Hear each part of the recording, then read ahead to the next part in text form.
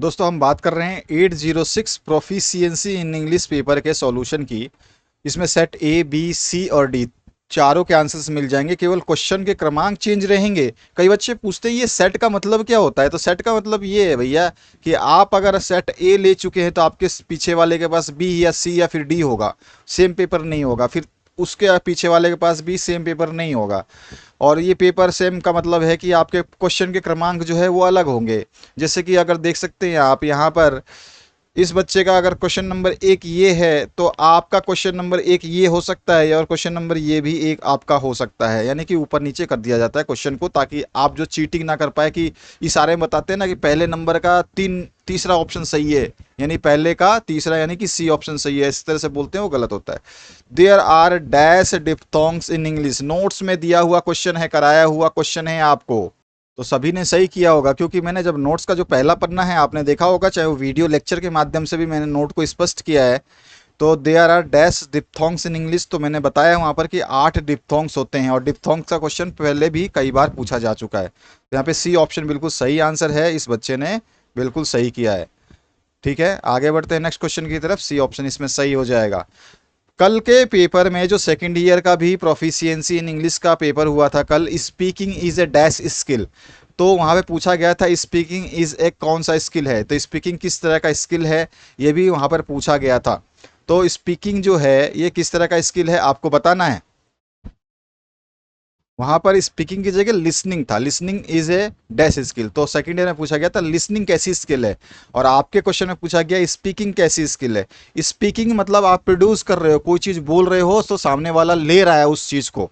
मैं बोल रहा हूं तो आपको सुनाई दे रहा है, यानी कि आप उसको ग्रहण कर रहे हो। तो मैं क्या कर रहा हूँ, प्रोड्यूस कर रहा हूँ कोई चीज़। तो स्पीकिंग क्या है, ये प्रोडक्टिव स्किल है। मैंने आपको एमसीक्यू में बताया हुआ है स्पीकिंग क्या होता है, राइटिंग कौन सी स्किल होती है, स्पीकिंग कौन सी स्किल होती है, लिसनिंग कौन सी स्पेलिंग होती है। अगर आपने एमसीक्यू वाला वीडियो देखा होगा तो आपको बिल्कुल 100% आइडिया होगा कि ये प्रोडक्टिव स्किल होती है। तो यहाँ पे ए ऑप्शन इसका करेक्ट हो जाएगा। There is a dash water in the tank. अब टैंक में डैश वाटर है, कितना टैंक है, तो मैनी नहीं होता है। मैनी बहुत सारा पानी, मतलब बहुत सारा गिन सकते हैं। मैनी मतलब ऐसा ऐसा नहीं बोलते हैं, ठीक है। अब यहाँ पे मच्छ जो है इसका सही आंसर आ जाएगा आपका। तो हमारा आंसर हो जाएगा there is much water in the tank. Tank में बहुत पानी है, ठीक है, मच हो जाएगा, मैनी नहीं होता है, ध्यान रखना। The frog jumped in to the well, बिल्कुल सही आंसर है। कुएं ने, अरे फ्रॉग ने, मेंढक ने कुएं में छलांग लगाई, तो इन टू हो जाएगा, इन टू द वेल। तो यहाँ पे आपके एमसीक्यू देखिए, पहला एमसीक्यू का सी ऑप्शन, दूसरे एमसीक्यू का ए ऑप्शन, तीसरे एमसीक्यू का बी ऑप्शन, चौथे एमसीक्यू का ए ऑप्शन। ठीक है, यहाँ तक सही है। अब पांचवें एमसीक्यू की बात करते हैं। और जो बड़े बड़े क्वेश्चंस आए हैं ना, 2-2 नंबर के, 3 नंबर के, बढ़िया क्वेश्चंस हैं। आपने अगर नोट्स ढंग से पढ़े ना तो इस क्वेश्चन पेपर को आप अच्छे तरीके से लिख के आए होंगे। और कई बच्चों को कन्फ्यूजन होता है कि मुझे नंबर कितना चाहिए इसमें पास होने के लिए 25 में से। तो 25 में से आपको मात्र 10 नंबर चाहिए पास होने के लिए। अगर 10 नंबर लिए आए हैं तो आप पास हो जाएंगे इस पेपर में। ठीक है, तो चलिए अब देखते हैं इसके पांचवें क्वेश्चन को, फिर आगे बढ़ेंगे, बड़े क्वेश्चंस की बात करेंगे कि किस तरह के बड़े क्वेश्चंस पूछे गए, क्या इसका हमें आंसर पता था।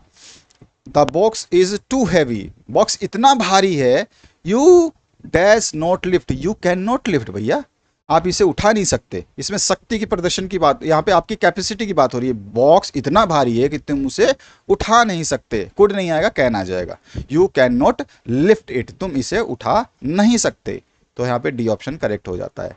तो इस जिसने भी बच्चे ने ये किया है तो यहाँ पर इसके 5 मार्क्स कंप्लीट हो गए, यहाँ पर 5 नंबर ले लिए इसने सारे के सारे। अब आते हैं बड़े क्वेश्चंस की बात करते हैं। How are the speech sounds produced, speech sound कैसे प्रोड्यूस किया जाता है। Write any two importance of silent reading, जो मौन वाचन है, जो मौन पठन है, सॉरी, तो ये इसके क्या फायदे हैं। तो हम कहते हैं इसमें जो है वोकाबुलरी पे ध्यान नहीं दिया जाता है ना, अंडरस्टैंडिंग आसान से होती है। ये सारी चीज़ें मैंने आपको बताया। नोट्स अगर आपने वीडियो देखा है या नोट्स जिसने परचेस किए थे, जिसके पास नोट्स उपलब्ध है, उसको आप अपने नोट्स में देख सकते हैं कि ये साइलेंट रीडिंग का आंसर मैंने दिया हुआ है। तो ठीक है, ये आपका मॉडल पेपर में मैंने क्वेश्चन ये दिया हुआ था, तो इस तरह का क्वेश्चन है। अब देखो यहाँ पर भी, write any two differences between formal letter and informal letter. मैंने बताया था कि आपका ऑफिशियल लेटर लिखेगा या पर्सनल लेटर लिखेगा, फॉर्मल लेटर लिखेगा या इनफॉर्मल लेटर लिखेगा। आपको केवल दो डिफरेंसेस बताने थे, कितने, केवल मात्र दो अंतर बताने थे।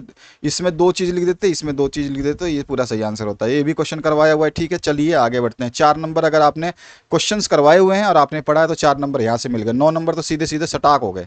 चलिए, right any to advantages of print script. Print script के दो जो है एडवांटेज क्या होंगी, ठीक है, और लाभ क्या होंगे आपको बताने हैं। अब देखिए, what do you mean by prefix, give an example. Prefix उन्हें कहते हैं जो शब्दों से पहले जोड़ दिए जाते हैं। प्री मतलब पहले, और मैंने ये नोट्स में भी करवाया हुआ, आपको दिया भी है। प्रीफिक्स का एग्जाम्पल भी दिया है कि एग्जाम्पल क्या होता है। 2 नंबर का क्वेश्चन है। तो अभी तक आपने 9 नंबर लिए थे। यहाँ पर अगर मैं केवल उन क्वेश्चन की बात करूँ जो मैंने करवाए हुए, तो 9 और 2 11 यहाँ पे सीधे हो गए। English is a language of science and technology, justify. ये वाला क्वेश्चन आप देखोगे नोट्स में, तो English is a major window to the world, ठीक है, नेहरू जी का कथन है, उसको हमने स्टेटमेंट में बताया। English as a link language, English is the language of science and technology, English is library language. मैंने सारे मतलब पॉइंट दिए हैं इंग्लिश के बारे में, ये वाला आपको मिल जाता है उसमें। यहाँ पे 2 नंबर ले लिया आपने, 11 और 2 13। Write an application to your principal. मैंने बताया था कि एप्लीकेशन का कोई भरोसा नहीं है, एग्जामिनर के मूड की बात है, दे दे तो ठीक है, नहीं दे तो ठीक है।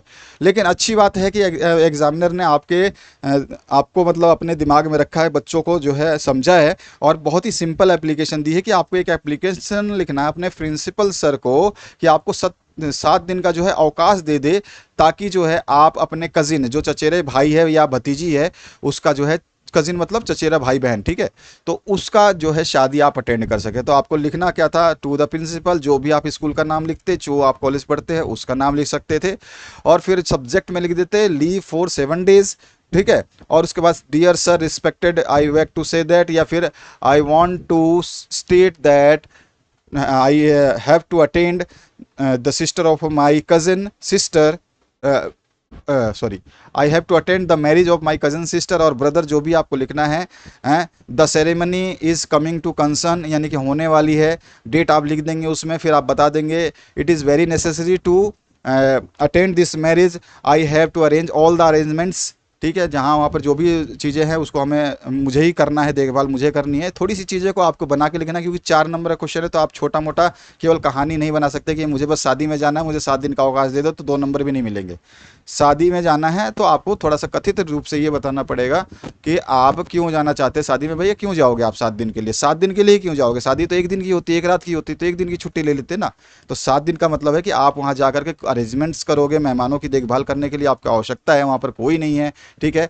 या आप ये भी मेंशन कर सकते हो कि मेरे जो अंकल है, क्योंकि कजिन है, तो अंकल मेरे या आंटी मेरी जो है बीमार हैं, जिसकी वजह से शादी का सारा अरेंजमेंट मुझे देखना होगा, इसलिए मुझे 7 डेज की लीव चाहिए। तो इस तरह से थोड़ा सा स्टेटमेंट को चेंज करते हुए, समझाते हुए आप लिख देते। तो ये सबसे बेस्ट 8वां नंबर जो क्वेश्चन होता है, ये लीव वाला आप लिखते, सबसे बेस्ट होता। इसके अलावा जो मैंने ये भी क्वेश्चन आपको मॉडल पेपर में दिया था, right in detail about guided composition, right any to merits of it, इसके दो जो है खासियतें बतानी है। इसके बाद 9वां जो क्वेश्चन है, इसमें सबसे बेस्ट क्वेश्चन मेरे को लगा है, what are the main causes of retardation in reading in English language. ये भी मैंने क्वेश्चन आपको नोट्स में भी दिया है, वीडियो लेक्चर में भी बताया हुआ है, ये पूरा का पूरा सेम टू सेम क्वेश्चन, कि भाई इंग्लिश रीडिंग, जो इंग्लिश की हम रीडिंग करते हैं, इंग्लिश लैंग्वेज की रीडिंग करते हैं, उसमें मंदता क्यों आती है, उसके क्या कारण होते हैं। डिफेक्टिव टेक्स्ट बुक्स है, ठीक है, वोकेबलरी खराब है, ये सारी चीज़ें मैंने उसमें बताई थी आपको। तो ये 9 नंबर क्वेश्चन यहाँ पे कंप्लीट हो जाता है। तो इस तरह से आप सोच सकते हो कि 4 4 8, और पहले ही आपने 11 12 13 नंबर ले लिए थे, तो 8 और 12 नंबर 13 नंबर अगर आप लेते हैं तो कितना 21 22 नंबर तो हो गए। तो ज़रूरत क्या है टेंशन लेने की, 20 नंबर हो गए या 18 नंबर भी हो गए, तो 18 नंबर का मतलब भी आपने बहुत ज़्यादा 80% से ऊपर नंबर ले लिए अगर ध्यान से पढ़ा होगा तो। Reading is set to be core of syllabus, justify, जो रीडिंग जो है ये सिलेबस की आत्मा कहलाती है, कोर कहलाती है, ठीक है, उसका जो है मध्य बिंदु कहलाती है, ये आपको बताना है। तो इसको जस्टिफाई करने की जरूरत नहीं थी मैंने, क्योंकि ये क्वेश्चन आपको कराया था, तो आपने ये वाला बेस्ट ऑप्शन था कि आप ये करते, ठीक है। यहाँ पर आपको बेस्ट ऑप्शन ये दिया गया था कि आपको ये करते, ठीक है। तो आप देख सकते हैं ये क्वेश्चन आप कर सकते थे। 9वां नंबर प्ले लिस्ट आपके सामने आ रही है, इसको देख लेना, ठीक है। ये आप जो है साइंस एंड टेक्नोलॉजी वाला करवाया हुआ था, ये नंबर कर सकते थे, 4 4 8 और 2 10 हो गए, ठीक है। प्रीफिक्स वाला सपोज करो आपको नहीं आता, लेकिन प्रीफिक्स वाला मैंने करवाया हुआ है, तो आपका 4 4 8 2 10 और 2 12 नंबर यहाँ पे सीधे सीधे हो गए, ठीक है। उसके अलावा क्या बता सकते हैं आप इसमें, प्रिंट स्क्रिप्ट के बारे में बताना चाहते तो बता देते, ये भी करवाया हुआ क्वेश्चन है, प्रिंट की स्क्रिप्ट क्या होता है। और ये वाला तो आप कराए 12 और 2 14 नंबर यहाँ पे हो गए कि फॉर्मल लेटर इनफॉर्मल लेटर में अंतर क्या होता है, ये क्वेश्चन आपको दिया हुआ था। 14 नंबर सीधे सीधे यहाँ पर हो गए। और यहाँ पे देखिए इंपॉर्टेंस ऑफ साइलेंट रीडिंग, ये भी क्वेश्चन करवाया 14 और 2 16, आप देख सकते हैं 2 2 4, ठीक है 2 6 2 8, 8 और 4 12 और 4 16, 16 नंबर तो सीधे सीधे यहाँ पे होगा। और एमसीक्यू आपने अगर सही किए होंगे तो 5 नंबर, ये 16 और 5 21 नंबर आप सीधे सीधे लेके आ गए। कुछ ज़्यादा भी गलती करेंगे तो 21 की जगह 19 हो जाएंगे, 18 हो जाएंगे, लेकिन 25 में से 18 या 19 लाना बहुत ज़्यादा मायने रखता है। तो मुझे विश्वास है कि सभी का पेपर धड़ाके से अच्छा गया होगा। जिन्होंने पढ़ा है, विश्वास करके अपने ऊपर विश्वास रख रहे हैं, हर पेपर में पढ़ते जा रहे हैं, तो उनका पेपर बिल्कुल बिंदास जाएगा, ये गारंटी मेरी है। Thank you very much once again. आपका नेक्स्ट पेपर के लिए जो आपके इंपॉर्टेंट क्वेश्चंस हैं उसको मैं डाल रहा हूं, उसको भी आप देख लेना। उसके नोट्स भी उपलब्ध हैं, वीडियो लेक्चर्स के माध्यम से भी उस नोट्स को पढ़ सकते हैं। और जिन विद्यार्थियों ने वो नोट्स ले लिए उनको बहुत तरीके से तैयार करना। इस बार के जो मैं क्वेश्चंस दूंगा वो थोड़े से आपको डिफरेंट टाइप के क्वेश्चंस देने वाला हूं। Thank you very much, have a good day.